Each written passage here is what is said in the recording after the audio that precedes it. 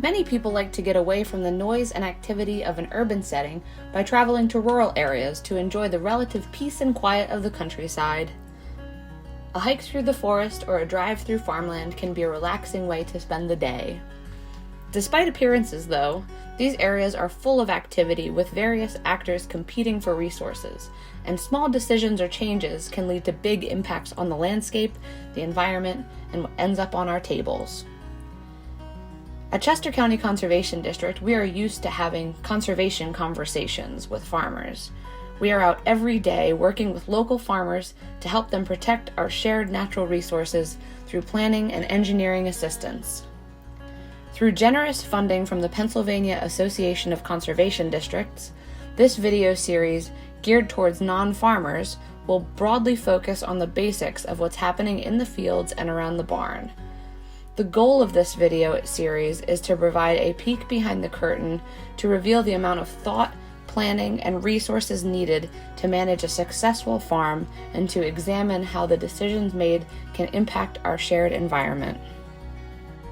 We spent a day at Walmore Holsteins, a dairy operation owned and operated by Walt Moore and his family.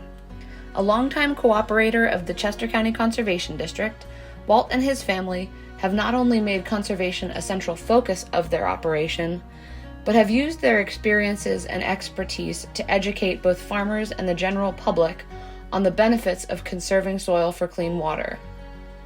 Part 1 of this series will focus on what's happening in the fields, while Part 2 will center on the happenings around the barn. The crops grown on a farm are chosen for a variety of reasons. A farm is a business, and a crop is a product that can be sold to meet the needs of the wider market. A crop can also serve as an input to create another product with demand in the market. For example, certain crops, when harvested, become part of a cow's diet to encourage milk production. Stage of gestation, all those things, even the temp, like he changes it throughout the year based on the climate. Okay, we have 7 diets just for this farm, and then I generate that in an Excel spreadsheet and give it to our feeder, and he goes through by group and says, okay, I'm feeding this group, I want to feed this many cows, and then each ingredient's put there, and it's scaled in the machine by the pound, and then it's all mixed up into this end product here.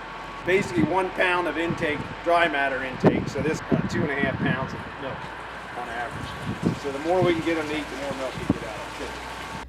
Additionally, planting certain crops can be seen as an investment for future production. Some crops can improve soil health, which has the long-term benefit of improving yields of crops planted in the future.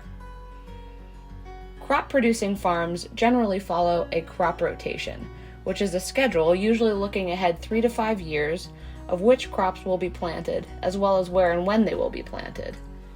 Depending on the characteristics of a field where the crop is grown, such as the soil type and slope of the field, there could be unintended consequences as a result of growing crops.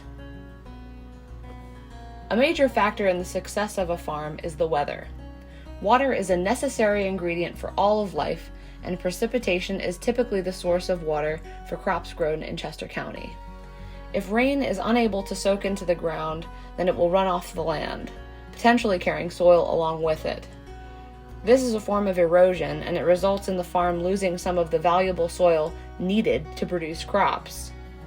Luckily, there are a number of ways, known as best management practices, that a farmer can use to minimize this loss.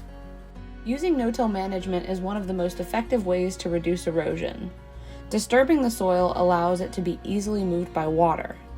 Planting crops with no-till equipment keeps the soil intact and builds up the soil's ability to soak in more water over time. Planting a cover crop over the winter months is another strategy. Fields with vegetation hold the soil in place and also reduce the impacts of raindrops and the speed of flowing water. So having vegetation on a field throughout the year shows benefits compared to fields that are left bare for part of the year. Additionally, contour farming, or planting crops in rows at the same elevation within the field, provide further protection from water gathering speed as it flows down a hill. Strip cropping is another effective strategy. Planting a field in a crop that naturally has more ground coverage, such as alfalfa, Downslope from a crop which has less ground coverage, such as corn, will help slow the water that moves downhill from the cornfield. For even further protection from erosion, farmers can install structural practices that involve strategic earth moving. Terraces and diversions are examples of this. These are swales or channels that run across the contour of the field. Water flowing into a terrace or diversion is caught and then directed at a gentle slope towards a stable outlet point, such as a grass waterway. These structures essentially cut off water runoff from upslope areas, further protecting the crop field. Beyond soil and water, other necessary ingredients for crop growth are nutrients. Different crop types have different nutritional needs, and proactive farm management will provide crops with the right nutrients at the right time to encourage growth.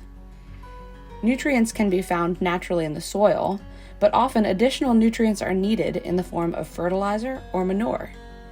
Because they are needed for crop production, fertilizer and manure have a value. It's in a farm's best interest to limit the amount placed onto a field to what is needed by the crop. Nutrients not needed by the crop will either soak into the soil or run off during a rain event. When this happens, the value of the nutrients are essentially being flushed away. To make matters worse, excess nutrients in water sources, either ground or surface water, will hurt water quality. Nutrient management is the balancing of the nutrient needs of crops with the nutrient content of whatever is going to be placed onto the field. This can be very complicated, with a number of factors that need to be considered. Proper nutrient management planning is one of the key services that conservation professionals can provide to farmers. We mentioned earlier that rain events can carry soil away. The same is true of nutrients. Excess nutrients that run off from a field can end up in sensitive water bodies, but the best management practices we've discussed can help reduce those effects. In addition, other practices can be considered to further reduce impacts to water sources. Vegetated filter areas are an example of a permanently vegetated area downslope from where nutrients may run off. Beyond the benefits of these practices to crop production, there is the benefit of environmental protection. The practices we've discussed help a farmer keep their soil and nutrients in place, which helps them meet the goals of their business. These practices also protect our streams and lakes. Excess soil and nutrients in water bodies have proven to have adverse effects on a wide variety of species. Because of life's interconnectedness, these effects spread up along the food chain. This also negatively impacts humans. Increased costs to filter water for public drinking water, loss of areas suitable for recreational activities, and reduction in areas needed to support industry, such as commercial fishing, are just a few examples of how reduced water quality can impact us all.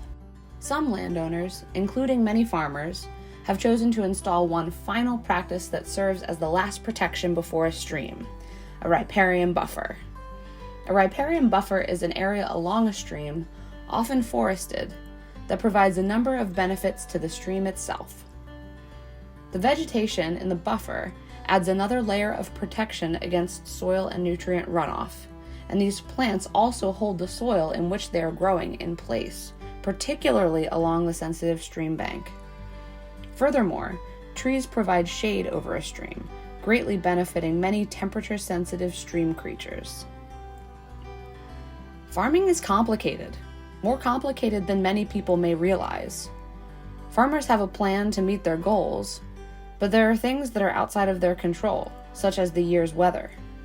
By implementing some of the practices we've discussed, the farmer can feel more at ease knowing that not only are they protecting the investment in their operation, but that they are also helping to protect their community's water quality. Join us in our next video for more from Walmore Holsteins.